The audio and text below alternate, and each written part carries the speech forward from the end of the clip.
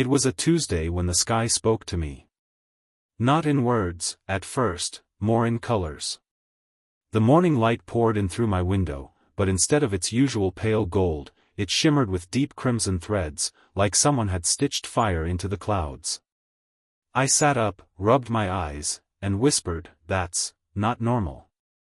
The air hummed, quiet at first, like the sound of a refrigerator far away, but it grew louder, more insistent, until it felt like it was inside my head.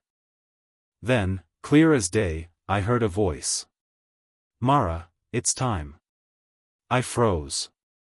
No one had called me by my name. No one was in my room. The voice didn't come from outside, it came from everywhere. My walls. My window. The air itself. What do you mean, it's time?" I asked aloud, my voice shaky. The clouds above swirled, pulling into a spiral that seemed to open into something else. Through that hole in the sky, I saw flashes, mountains floating in the air, rivers of glowing light, creatures with wings made of crystal. The voice returned, stronger this time. "You were chosen before you were born. Now the path opens. Step forward, or lose your chance forever." And then, just like that, my bedroom floor began to dissolve into stardust. The stardust didn't feel like dust at all, it felt warm, almost liquid, flowing between my toes like a river I could walk on. My bed, my desk, the walls of my room, they were still there, but fading, as if they belonged to a memory I was slowly forgetting. I wanted to scream, but curiosity pressed heavier on my chest than fear. The stardust floor stretched out through the hole in the sky, forming a glowing bridge. It connected my room to the strange floating mountains I had glimpsed before. Every step I took felt both weightless and solid, as though the bridge wanted me to keep going. Below me was nothing, no clouds, no earth, just an endless abyss peppered with moving lights, like fireflies swimming in darkness. Halfway across, I heard the voice again, softer this time. "Mara, once you cross, you cannot return. Do you understand?" I hesitated, turning back to see my bedroom shrinking in the distance. My pillow, my books, my old posters, they looked so small and harmless now. Then I looked ahead, where the mountains floated in golden mist. I swallowed hard. I understand. As I stepped onto the other side, the bridge behind me vanished. And that's when I saw them. They were waiting for me. At first, I thought they were statues, tall, unmoving figures carved from stone and gold. But then one of them blinked, and I realized their eyes were alive, glowing faintly like the last embers of a fire. There were 3 of them, standing in a perfect triangle. Each wore a robe that shimmered between colors, never quite settling on one. The tallest stepped forward. His voice wasn't loud, but it filled the air like the sound of a great bell. "The sky chose well. You carry the mark." I blinked. "The mark?" The second figure, a woman with hair like silver threads, raised a hand. I felt a strange warmth on my wrist. Looking down, I gasped. A small, intricate symbol had appeared there, as if it had always been part of my skin. It looked like a spiral made of tiny stars.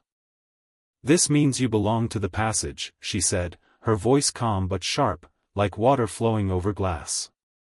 "And it means your time in your old world is over." The third figure hadn't moved yet.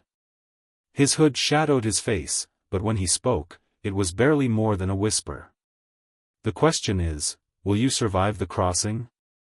Before I could ask what that meant, the ground beneath me trembled. Far below, in the dark abyss, something massive was moving, and it was coming closer. The abyss below churned like a stormy ocean, though there was no water, only a swirling black void, lit by those drifting firefly lights I had seen before. But the lights weren't fireflies. They were eyes. One by one, they opened wider, revealing a creature so large it made the floating mountains seem like pebbles. Its body was shaped like a serpent, but its skin looked like broken glass, each shard reflecting scenes that weren't from this world, cities in flames, oceans boiling, skies torn apart. The watchers didn't move. The tallest simply said, "It smells her." The massive head rose higher, its eyes fixed on me. I felt a pressure in my skull, as if the creature was pushing thoughts into my mind. Images flashed, me, falling into its open mouth, me, trapped in a cage of light, me, standing beside it, crowned in black fire. What is that?" I whispered. The silver-haired watcher finally turned toward me. "That," she said, "is what will decide if you cross, or if you vanish." The hooded watcher stepped forward, and for the first time, I saw his eyes. They were the same spiral of stars that now marked my wrist. "Run, Mara," he said quietly. "It's hungry." And then the serpent lunged. I didn't think. I just ran. The bridge was gone, so my only path was the jagged surface of the nearest floating mountain. My boots slipped on the moss-slick stone as the serpent's roar split the air, a sound so deep it rattled my ribs from the inside. Behind me, shards of glass skin rained down from its body, slicing the air. Each one that hit the ground flashed with strange visions, faces I didn't know, screaming, forests burning, my own bedroom dissolving again. I tried not to look. The watchers didn't follow. They only stood, watching in absolute stillness, as if this was all part of some ancient test. The serpent was faster than anything that size had a right to be. Its enormous head smashed through stone, sending boulders tumbling into the abyss. Every time I leapt from one rock ledge to another, it was only a breath behind me. Then, ahead, I saw it, an archway made entirely of light, hovering just above the mountaintop. My wrist mark began to burn as I got closer, the spiral pulsing in sync with my heartbeat. The voice, the one from the sky, returned. "If you reach the passage, you live. If not, you belong to it." The serpent's shadow fell over me. Its mouth opened wide, black fire curling from its teeth. I had only seconds left to decide whether to jump for the archway, or turn and face it. The serpent's jaws snapped shut just behind me, the rush of air nearly pulling me backward. My mind screamed run, but my body had already made the choice. I leapt. For a moment, there was nothing beneath me. I was suspended in pure silence, the archway's light swelling to fill my vision. Then I crashed into it. It wasn't like hitting a wall. It was like falling into warm water made of music. Sound wrapped around me, chimes, whispers, and something that almost felt like a heartbeat not my own. My mark burned hotter and hotter until it felt as though it was branding me from the inside.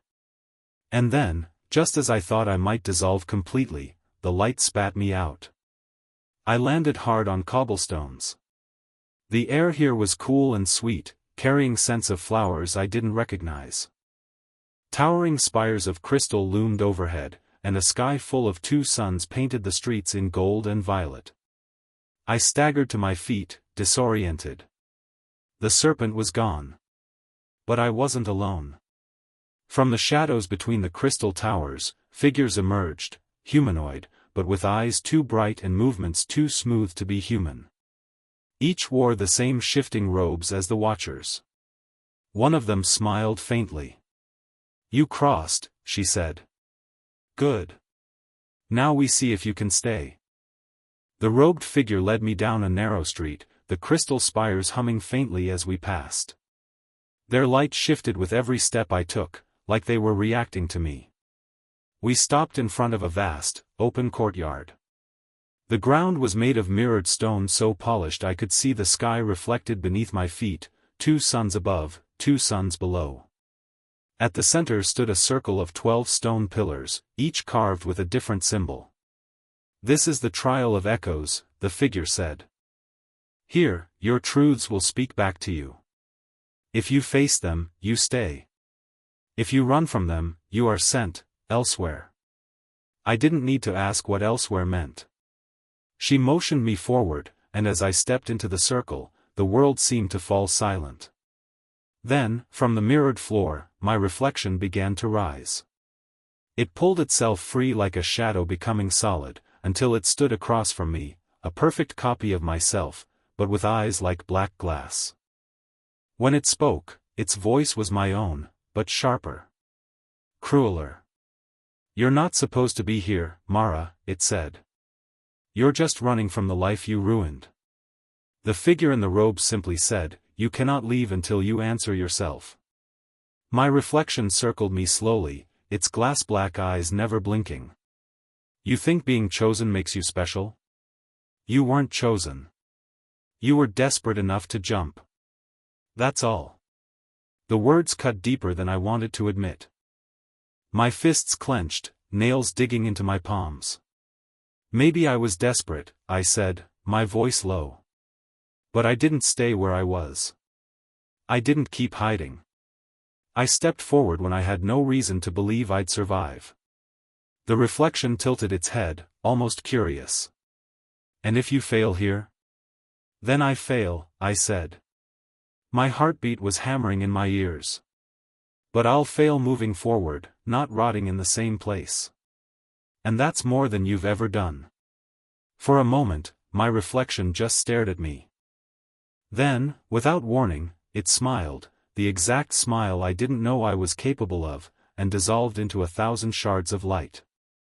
The pillars blazed, one by one, until the whole courtyard glowed like a sun. Above, the sky split open, revealing the same spiral of stars that marked my wrist. The robed figure stepped forward. "You have passed. The sky will speak to you again, Mara. But next time, it will not be so gentle." And then, just like the first time, the world began to dissolve into stardust. But this time, I stepped toward it.